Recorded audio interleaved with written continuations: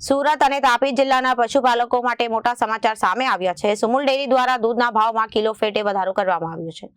પશુપાલકો માટે કિલો ફેટે દૂધના ભાવમાં વધારો કરાયો છે। સુરત અને તાપી જિલ્લાના 2.5 લાખ પશુપાલકોને વાર્ષિક 50 કરોડ રૂપિયાનો ફાયદો થશે।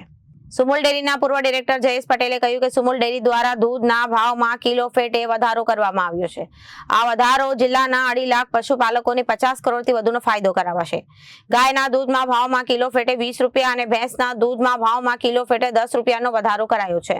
આ વધારાને કારણે ગાયના દૂધનો ભાવ વધીને 850 અને ભેંસના દૂધનો ભાવ 880 રૂપિયા થયો છે અને ભેંસના દૂધમાં ભાવમાં કિલો પેટે 10 રૂપિયાનો વધારો અને ગાયના દૂધનો ભાવ કિલો પેટે 830 રૂપિયા હતો, જે વધીને 850 રૂપિયા થયો। જ્યારે ભેંસના દૂધનો ભાવ કિલો પેટે 870 રૂપિયા હતા, જે વધીને 880 રૂપિયા થયા અને સુરત તથા તાપી જિલ્લાના 2.5 લાખ પશુપાલકોને વાર્ષિક 50 કરોડ રૂપિયાનો ફાયદો થયો।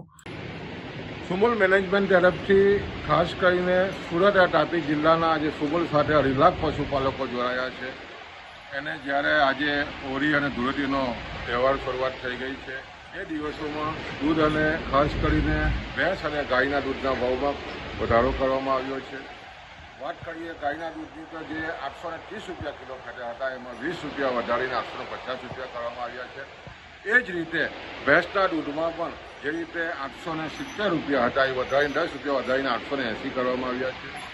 એ સ્વાભાવિક છે કે પશુપાલકોમાં રાજીપો છે અને આ દૂધ વધારાને કારણે સુમુલ ડેરીએ વર્ષે દિવસે લગભગ પશુપાલકોને 50 કરોડથી પણ વધારાની આમદની મળવાની છે અને મહિને લગભગ 4 કરોડની આમદની મળવાની છે।